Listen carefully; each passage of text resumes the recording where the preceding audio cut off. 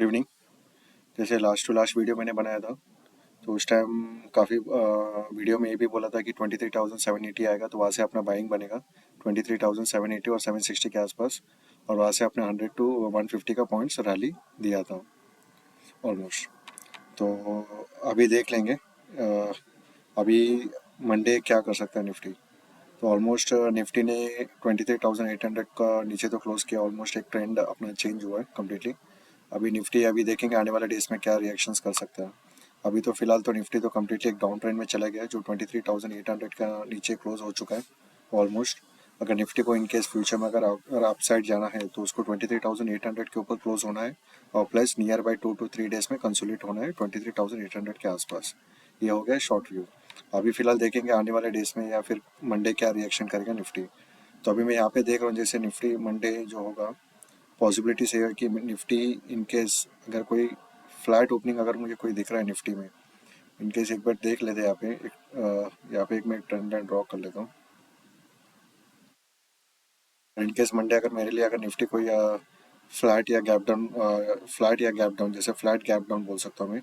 अगर फ्लैट या gap down near by अगर मुझे कोई प्राइस में मिल रहा है 23,500 या 23,520 के आसपास में, अगर मुझे निफ्टी का प्राइस मिल रहा है स्पॉट में, तो मेरी बाइंग बनेगा और मेरा टारगेट होगा नियर बाय जो है 80 to 100 पॉइंट्स का मेरा टारगेट होगा। अगर मेरा सपोर्ट स्टॉप लॉस में लेके चलूँगा यहाँ पे, तो ऑलमोस्ट मैं एक बोल सकता हूँ एक सपोर्ट स्टॉप लॉस मेरे लिए होगा, एक मिनट होगा 60 के आसपास, 23,460 के आसपास।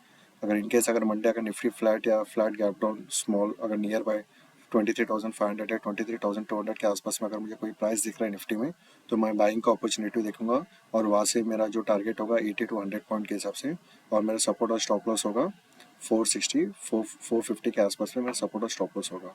ये हो गया निफ्टी जो आने वाले मंडे के लिए। अभी देखेंगे बैंक निफ्टी में क्या हो सकता है मंडे के तारीख में। एक बार शॉर्ट व्यू देख लेंगे बैंक निफ्टी। तो बैंक निफ्टी एक बार शॉर्ट व्यू देख लेंगे कम्प्लीटली।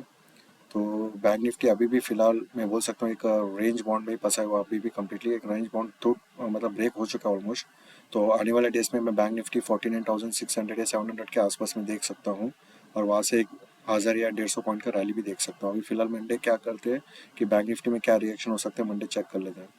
अभी मैं बैंक निफ्टी अभी देख रहा हूँ। अभी फिलहाल बैंक निफ्टी कम्प्लीटली एक रेंज में फंसा हुआ है। ऑलमोस्ट एक रेंज में बोल सकता हूँ कि 200 या 300 पॉइंट के एक रेंज में फंसा हुआ है। इनकेस अगर मुझे मंडे एक सेकेंड इसको एक्सपेंड कर लेंगे।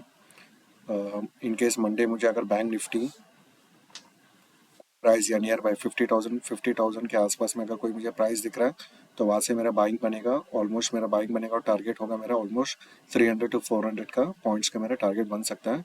बट मेरा बाइंग एंट्री होगा 50,000 के आसपास में। अगर मुझे कोई बैंक निफ्टी दिख रहा है फ्लैट या फ्लैट गैप डाउन में, अगर 50,000 के आसपास में दिखेगा, वहाँ से मेरा बाइंग बनेगा और मेरा स्टॉप लॉस निकल के आ जाएगा ऑलमोस्ट एक लो लेवल। ये मेरा ये जो वाला कैंडल है लो लेवल, ये जो कैंडल का स्टॉप लॉस है 49,900 का मेरा एस एल या स्टॉप लॉस बन के चलेगा।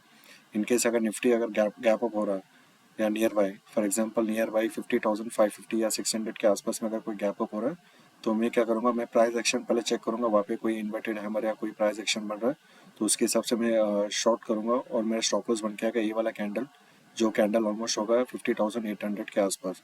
पर इनकेस अगर मेरा 50,600 या 580 के आसपास में कोई प्राइस एक्शन बन रहा है, तो उसके हिसाब से मूवमेंट के हिसाब से मैं शॉर्ट करूँगा। Thank you.